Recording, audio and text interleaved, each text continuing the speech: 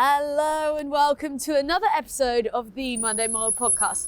Today, as I'm sure you can hear, we are in central London, linking up with a man who's just walked straight off the air. He's got an energy for life and a passion for music, known best in broadcast for his work across TV and radio, formerly hosting Kiss Breakfast and now on our airwaves of Radio 1. Melvin Odoom, welcome to the Monday Mile podcast. Yes, Ames. And why is it snowing? You brought the snow with you today. Melvin, well, you know, you said you fancy going on a ski or snowboard holiday with me. I thought I'd just bring some snow to the podcast.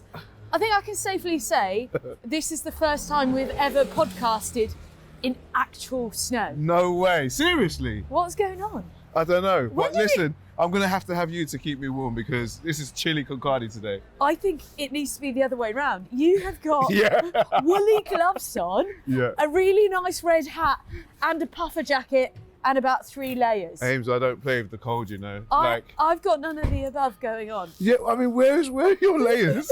Like, what's going on? Aren't you cold right now? Can I just snuggle next to you? Yeah. What do you think? It's good the for whole you. thing.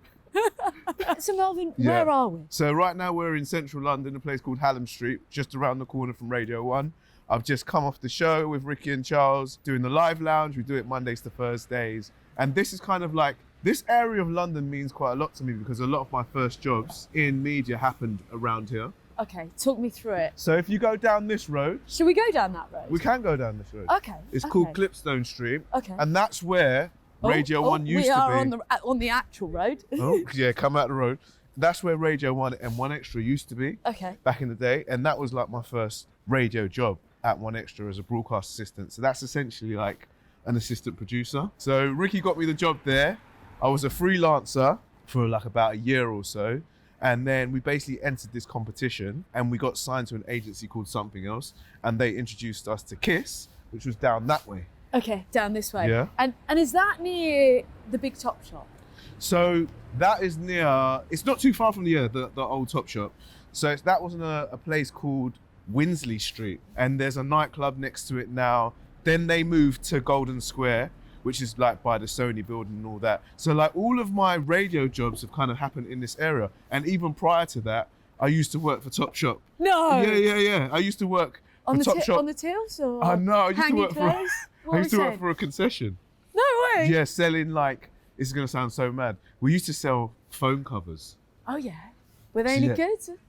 I'm going to say yes in case the companies watch. They're probably bust now because no one changes the covers on their phone anymore. But yeah, they were just really tacky phone covers. And it was a time when, you're probably even too young to remember phone covers on your phone. Do you remember when you used to change the face on your phone? See? I don't actually know what That's you're what I'm saying. about. You're like, what are you on about? I've got a clear case on mine. Back in the day, Ames, before all these iPhone business, people used to have Nokias. Oh yes. And you could change the face.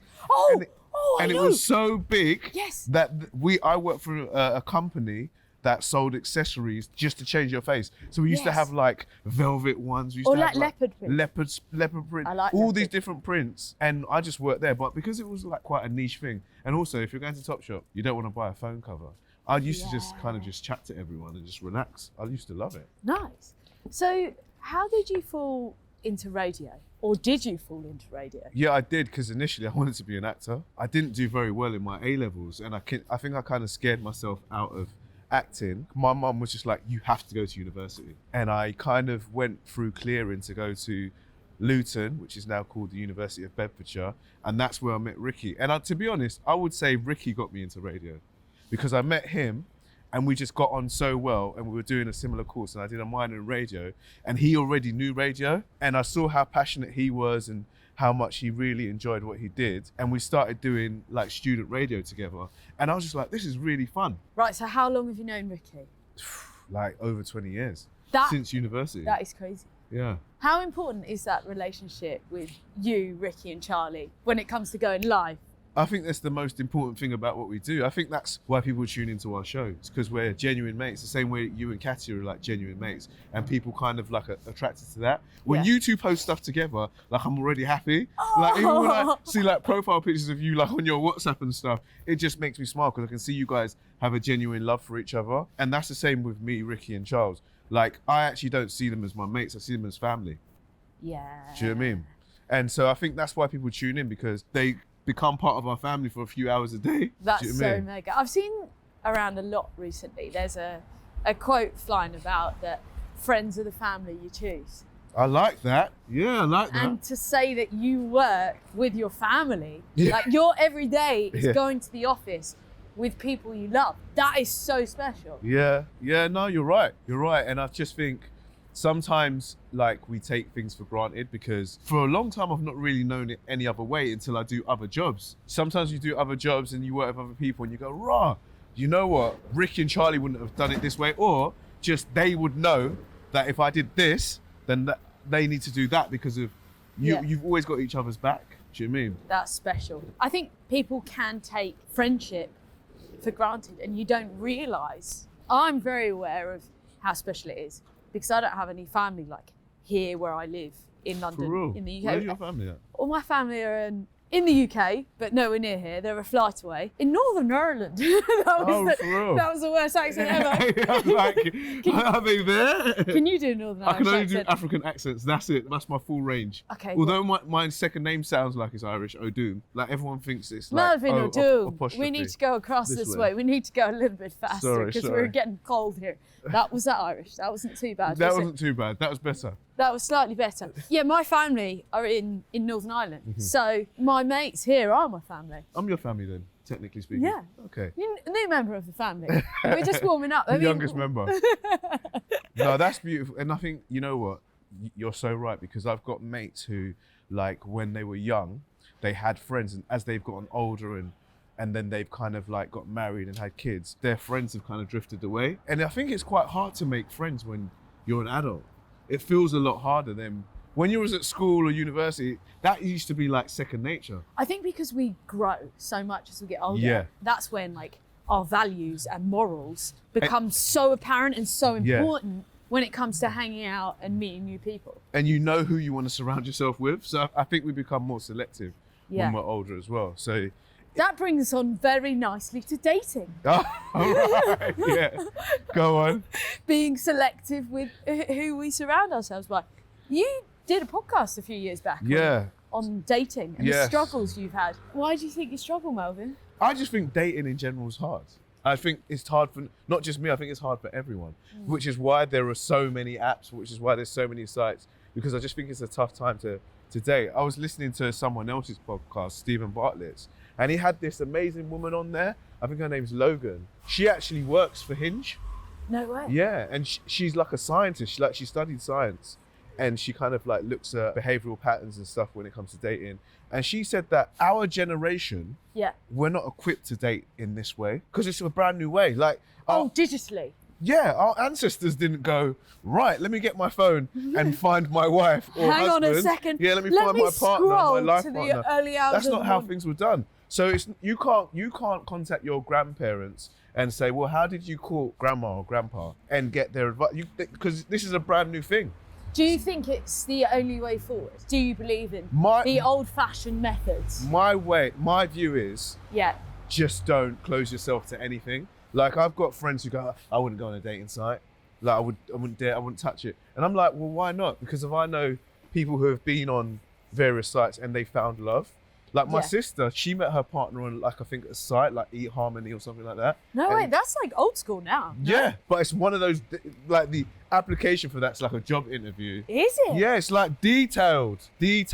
You know, she met her partner and they married now.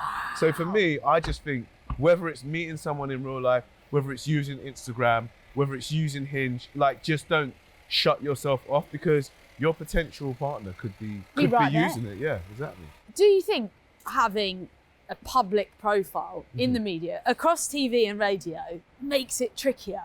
Because What do you think? Out of because interest? you even said to me when we walked in, I can't imagine you'd have any trouble on these apps Yeah, and stuff. I do find it hard to believe that you're single and even on an app. Maybe I don't utilise them. I don't know. I just think like I would want to meet somebody based on them meeting me for who I am today and who I turn up as, not for perception which is created online. See, So that's like my own. I agree with you. my argument is, because I've heard that before, Yeah. but my argument is, what's stopping someone from doing that if they meet you in a bar somewhere or in a restaurant? Yeah. Like you can't potentially work out if someone likes you for you Yes. until you actually spend time with them. And I don't think the change of environment can define whether or not that's going to happen. Yes. Do you see what I'm saying? True. I just think if you're meeting someone in person or meeting someone on a dating app, I think the key is to just give yourself time and be patient with it. Yeah. And I think a lot of us, and I do this as well. I think a lot of us go, when we're single and we're looking for something, you put pressure on yourself. Yes. Because you're trying to find, and especially like with you and me, in everything that we do, we are focused. Like whether it's your sport, Laser beam. whether it's your podcast, whether it's my radio show, like we're like, right, we're doing this now. Yeah. And I feel like because we've got that mentality, it kind of filters through into our dating life. Like you're Yeah. like, right, I need to find this person. I don't want no nonsense. I'm going to only spend my time with this person because of my time is so important to me. But actually, you just have to just chill and go with the flow because I don't think you can control love. No, I would agree. Love comes in all different shapes and sizes and formats too. Yeah. We just got to be open. Yeah, like a man. nice short size is my favourite size. Where were we? We were talking about Charlie. Yes. Charlie's the newer addition to the crew. Well, she doesn't feel new. She feels like she's been there from the start. So me and Ritz met at uni, Yeah. and then we did one extra together, then got to Kiss, and Charlie was already on Kiss. So she was like working with people like Bam Bam and Street Boy and stuff like that. And so she was very much kind of like a big part of Kiss already. And so then when the breakfast show host left, because there was another guy called Robin Banks, he left as well, then they kind of put us all together. She's slightly newer than Rickie in terms of us coming together, but we've been together for so long, it doesn't feel that way.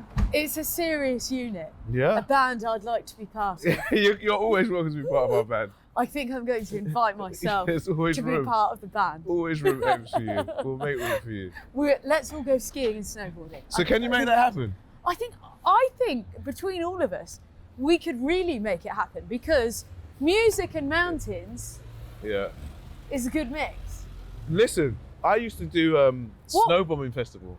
What are we jamming to in the Alps? What one? Are you going to be like setting the Oh, playlist listen, up? I've got pure tunes for you. Don't worry about that.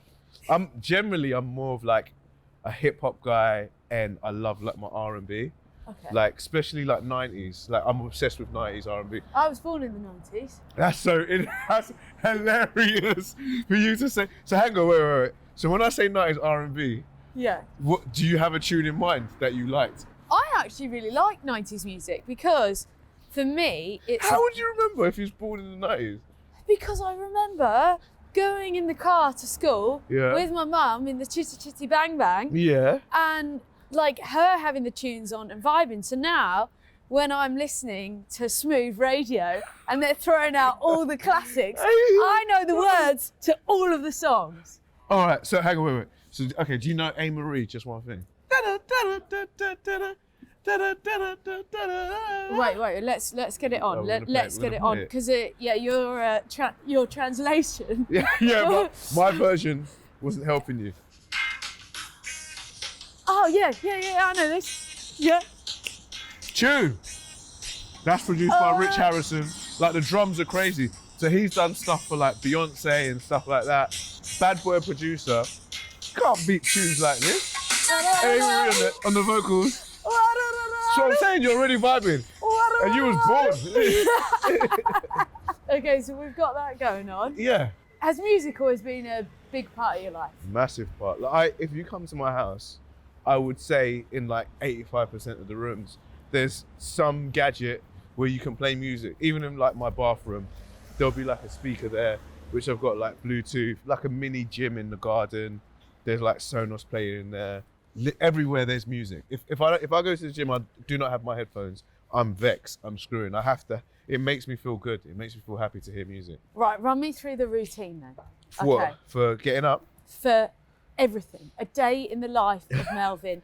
The different tunes, the soundtracks played along the way. In the moments you're feeling low or the moments you're struggling, the All right. moments you don't want to get up, what are we vibing to? It's really weird. Like if I'm feeling low, Yeah. I quite like emotive kind of like soul music. Oh yeah. Yeah, so like Do you sing along or are you just like bop into it? a bit of both. Like so one of my favorite artists is a guy called Maxwell. Yeah. He used to have like this big afro. He's cut it down now. And his vocals, he did a cover version of Kate Bush's A Woman's Work a few years ago. His voice is incredible. Yeah. And Kate Bush is a G, but I would say his version is on par. And so he's got like a tune called Pretty Wings. It's like this just beautiful love song. So people like that. I love Erykah Badu. Just really emotional, like old school Luther Vandross. Anything that makes you feel like you're connected to the music. You can't beat that if you're feeling low. But if I'm in like a happy, good mood, I love my hip hop music. Yeah. I love hip hop all day long. Everything from Jay-Z to Drake to Slum Village. I'm really into what they call conscious hip hop. There's a rapper called Common. Yeah.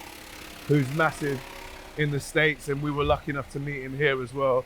He's like one of my favorite rappers of all time, just because he raps like it's poetry and his flow's just so smooth. He's just very, very smooth with it. If you can just imagine like the coolest person you can think of rapping on a beat, like Common is one of my top guys. When it comes to So, your 90s tunes, yeah.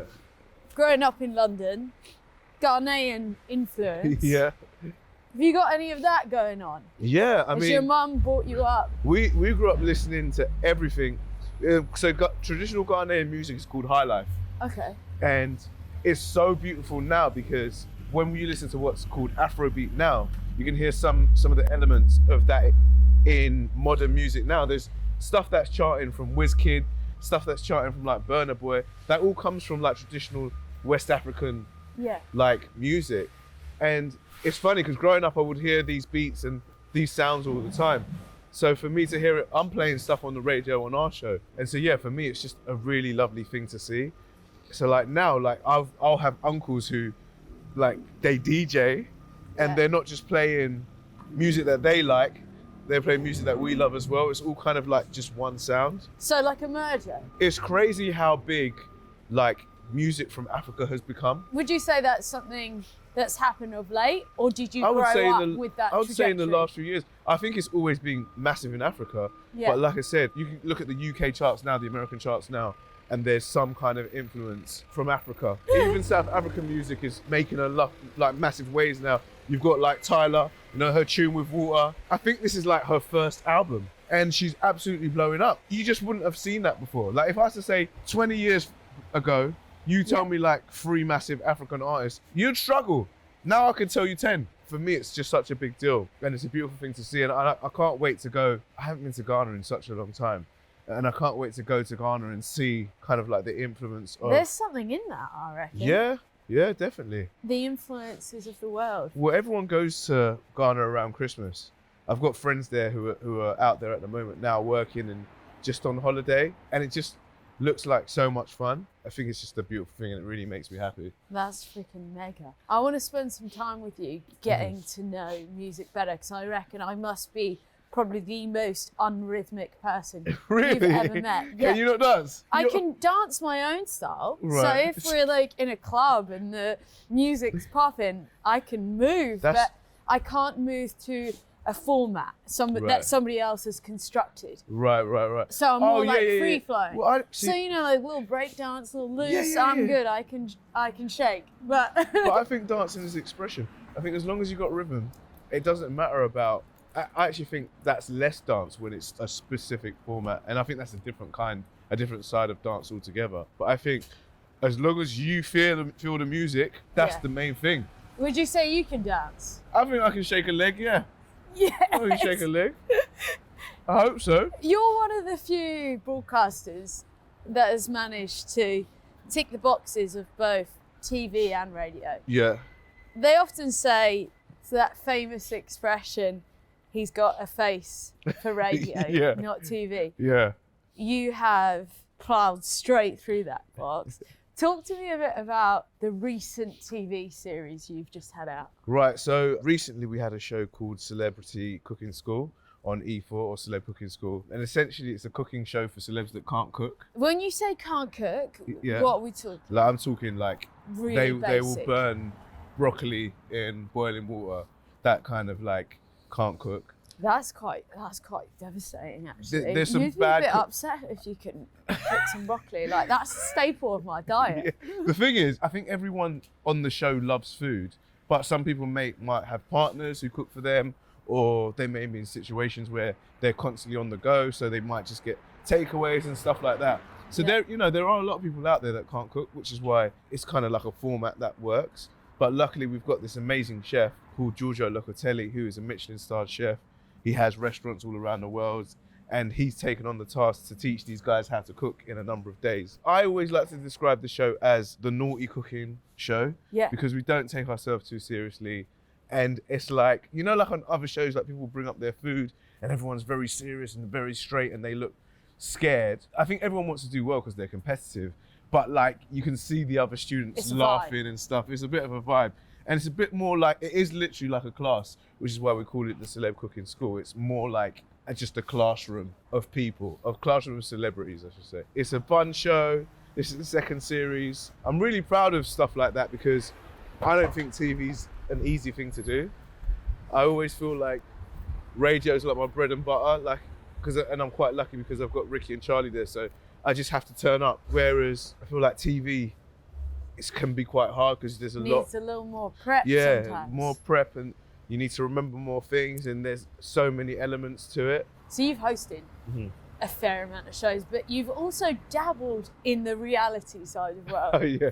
You have done Strictly, and the one that really stands out to me, which is very ballsy of you, quite literally, was Celebrity Save Our Sperm. Yeah. Now, from a health perspective, that must have been a real eye-opener. And to go public with something so private as well, that's tough. I mean, it's kind of weird because when they first approached me, Channel 4 and the production company, I kind of was like, okay, this is interesting, because I was like, well, why have you asked me to be part of it? And they kind of explained how there was such a decline in male fertility over the years. And essentially they were like, Mel, we want you to be a guinea pig. And then I was like, okay, that seems interesting. And then I was like, it is a very, very private thing to talk about. It's so private. And I actually asked my mum and my sister for permission first, because I didn't want them to be uncomfortable about me talking about stuff like that. And my sister was the one who was like, actually, this could help a lot of people. It can inform you on, stuff that you might need to do in the future or even now. And so when I kind of looked at it from that perspective, I was like, okay. And so we did the show, and obviously Russell and Ollie were incredible. And Ollie at the time was trying to do IVF for his baby, and now he's had twins. Ollie's been on this podcast before he had the twins. Before the twins? Yeah. So you already know, do you mean like the journey that those guys went through? So it was an amazing show to do. And I think for me personally, when it went out, and to be honest, last week I got a message, Last week I had a message from a guy, and it always happens on my DM. Like I get a DM from someone I don't know, who I don't follow. They might not even follow me, and they'll just go, I watched the doc. Can I ask you how you did this, this, and this? Right. And they'll message me, and then I'll try and give them as much information as I can or point them in the right direction, and then I just don't hear from them again. It's mad because it means there's a lot of couples out there, a lot of men out there that need this information, and it's not there. Yeah. Because I'm just a radio DJ. Do you mean? Isn't that crazy, the impact that you can have by doing something like that? Well, the impact of, that was a team effort, because we went to so many amazing specialists. We had a nutrition expert called Mel, and then we went to one of the best fertility doctors in the world, a guy called Dr. Ramsey. What was your biggest takeaway in health from that journey with the show? It's terrifying because there's just so much that's not great for us. And I've considered myself to be quite healthy until I did that show. But little things like, do you drink bottled water? Yeah. It's not great for us. Because of the plastic? Yeah. So you already knew that before I even said anything. Yeah. Do you know what I mean? But there's so many different things that affect a male's fertility. So if it's affecting your fertility, and sperm's tiny, if it's affecting your sperm, then what else is this doing to you? Like, I eat sweets all day long. I had one of the biggest issues when it came to sweets on the show, on the documentary. Whereas I was like, I don't drink, I don't really smoke, I don't do drugs. I was like, I'm a healthy guy. But there's so much other stuff that comes into play. Like, I love a hot tub. I love a hot tub. Yeah. I love heated seats in my car. Look at me now, like I'm always covered up. But the reason why a man's testicles are outside is because they need to stay cool. And so if you're sitting in hot tubs or if you're having heated seats, yes, you're basically like destroying your sperm. And it's not just sauna as well. Saunas are bad. Like, so when I did that doc, Wow. I couldn't do any of that. I couldn't That's so wild. But people don't know. No. And I didn't know until we did it. It was quite an interesting doc. Has it given you a new awareness and understanding of your own health? Yeah. Has it changed your routine in any way? I mean, water's a really tough one because if you go to shops, because essentially you should be buying bottled water in glass. In glass, right? Yeah, and if you do that, you are just going to get stereotyped as a posh wanker. Exactly, you are the wanker. Yeah, it's more expensive. I'd like the bottles in the glass. The thing is, Abe, when you're on radio and you go to the runner, can you get me some water? only the glass. Yeah. And this is the thing. Who's this Melvin guy? What a dick. He's ordering water in a glass. It's hard to be healthy in this day and age. Like, it's is. not cheap to be healthy. It's really not, is it? Because even if you because essentially people just drink water from a tap, but it still should be filtered. There's so many different things that you have to worry about. But it's probably not filtered. No, do you mean? Yeah. Do you mean? So yeah, but it has taught me a lot, and when I am ready to sit down and have some children, I hope that I've got all the tools in place to make that happen. Do you mean? And all the information. There's a lot going on in the world that we're completely unaware of. Like even the way we package our food. All of our food's packaged in plastic. When we did this doc, our nutritionist said that we consume a credit card of plastic a week. So in your belly right now is a credit card of plastic. You know what's so crazy? Go on. We've recently spoken to a guest who is a weather forecaster, and she mentioned the exact same fact. The same fact? Yeah, about the credit card of plastic. But when you think of that, imagine if I said to you now, Ames, I've got this credit card, could you just eat it for me? You'd be like, what are you talking about, Melvin? That's the weirdest thing to do. No. But that's what we're doing. Yeah. Every week. Without even intentionally putting it in our mouths. No good. Don't swallow the sweet wrapper, kids. Yeah. What's this little sweet obsession that you mentioned as well? I just have the sweetest tooth. And I try my hardest. I've recently tried to clear all my cupboards, but after a meal, for me, there's nothing better than having a tasty little cake. And now because if you've got Deliveroo and all this stuff, I'll be sitting in front of the TV and I'm like, let me just get a little quick dessert. Yeah. I will pay stupid money for just a slice of cake. It's my one vice. What kind of cake though? Oh, God, anything.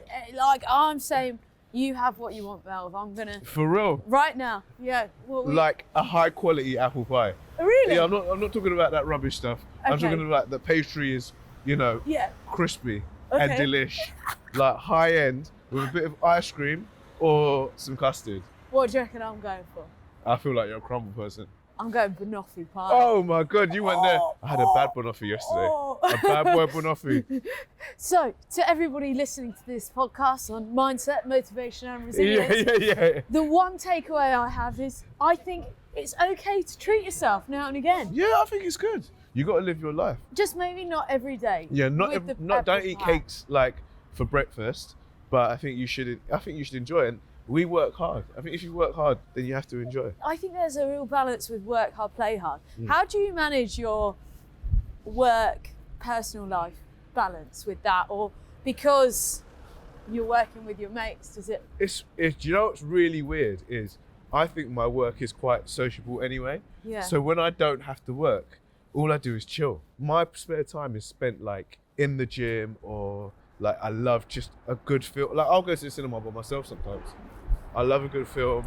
That's a real judge of character, being able to go to the cinema on your own. own. I'm on holiday by myself. I've been in New York by myself. I went to Brazil by New York myself. on my own as well, actually. Yeah, because I don't think you should wait for people to do stuff that you want to do. No, you should just go and do it. But certain holidays, I think you need to be around people. Yeah. Certain places in the world, you should be around people. But for safety as well. Yeah. Safety in numbers, depending on where you're going. Exactly. If we're going off the beaten track.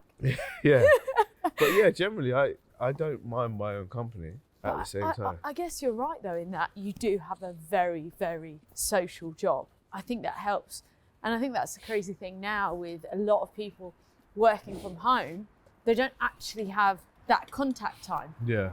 But like I said, I'm so lucky because our work is sociable, and then I'm doing it with my mates.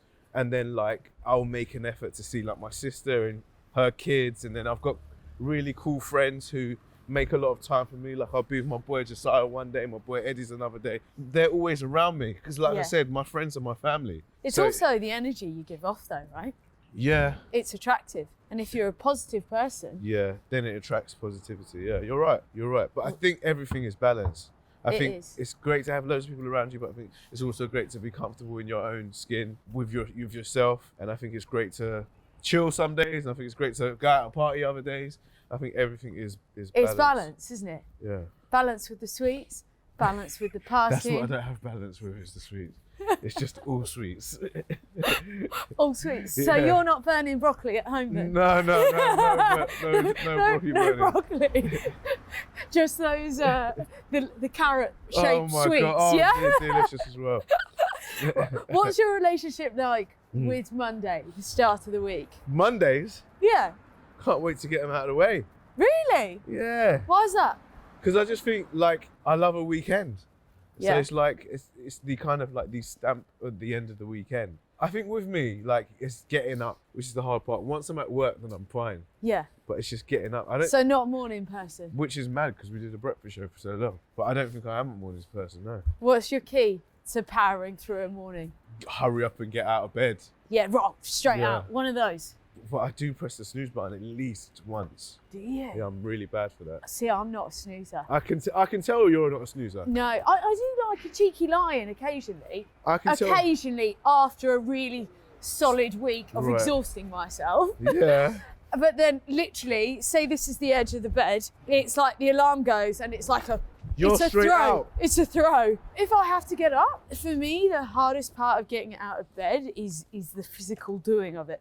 So if I just throw myself out, it's done. That's the way you're supposed to do it. It's actually better for you. To Is it?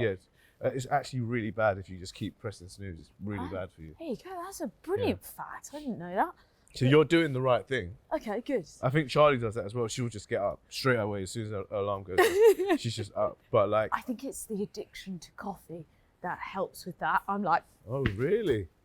yeah, go. Are you like, it has to be a really good brand of coffee as well? No, like, no. Just anything? Not anything. It just has to be made with love if I'm With making it love. at home. You know, Okay. like, it's just got to be, and the right milk is key. Correct. You know, I'm one of those. Well, I don't drink coffee though. Do you know? That's why you can't get up, and that's why you're pressing snooze. You've got nothing to look forward to. I'm a mint tea drinker. Yeah, disappointing. Yeah, that's upset. Probably a lot healthier for you. But That's upset you, hasn't it? yeah. You're not who I thought you were. Do you have any life mottos or quotes that you live by Yeah. that you can share with our listeners to help them attack the start of the week? My favourite one was actually, I think it was given to me by Dermot O'Leary, because we asked him about a show that he used to host called the NTAs. And I was like, do you ever get nervous? And he was like, if I'm unprepared, then I'm nervous, but if I'm prepared, then I'm excited. So I think my saying is always, failure to prepare is preparation for failure, is my favourite saying. Strong. So yeah, I always like to be prepared for stuff, and then I can enjoy it and just be myself. If I don't know what's going on, it really makes me feel quite anxious. Yeah. I hate that feeling of not knowing what's going on. So put the work in Yeah. to reap the rewards and enjoy the process. Yeah, I just think if you're organised, then you can just enjoy. Are you an organised person in general? To a point, yeah. I think with my work I am, but You I kind of think have to be. with Babe. everything else, I'm not that organised. We're nearing the end of our 1 mile stroll. Oh, mate. How do you know it's the end? How do you keep track of it? This will probably be like the 102nd one of these. So you can just tell. No, we don't actually have a fixed thing, but we do normally about 40 minutes. Oh, smashed it. And that's 39 minutes and 56 seconds. That's good knowledge. It is. It's You just can a tell. feeling. Yeah, It's a feeling. It's just a feeling. It's a feeling in my legs. When you put it out, Yeah? is there like a timer or like a thing like tallying up the distance? No time, no distance. But what we do encourage our listeners to do Okay. is to tune in and walk with us. That's a great idea. How did you come up with this idea? Well, just... Genius. No, the actual reason is when lockdown started, a lot of our conversations were moved to Zoom. And I didn't want to be stuck stationary. And I was finding that my diary was becoming filled with appointments on a computer. And the one thing we could do was go outside and walk and talk. So I thought, let's take the conversation outside. That's clever. And here we are. And And more. you said you've done 100 of these? Yeah, over 100. Really? But my question is, to wrap, how do you commute coming into London every day? Do you walk much? I walk from my house to the overhead station, and then I change, and then I take the underground and then walk from Oxford Circus to Radio 1. Do you ever think, hey, I'm going to get off a stop early to walk a little bit more? Yes, but it will be usually to do something else. So like if I get off a stop early at like Warren Street, it might be because I want to get a cake from a cake shop nearby. Doesn't matter. There's still steps there, Yeah, right? there's still extra steps. Or if there's a strike, sometimes I'll have to come from King's Cross to here. So that's a serious walk. Yeah, that's a bad boy walk. But yeah, I might, if I can find a line bike on the way, then I sometimes do that. But yeah. So the intention is to encourage our listeners to get off that 1 or 2 stops early, to plug in. Okay, yeah, walk, then do that. talk, Get off now, listen. guys. Get off now. Get off now. Monday Mile listeners, I really hope you enjoyed that one. Love the energy. Love being kept warm.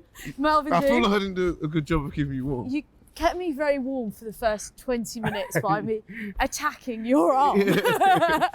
And then I let you go.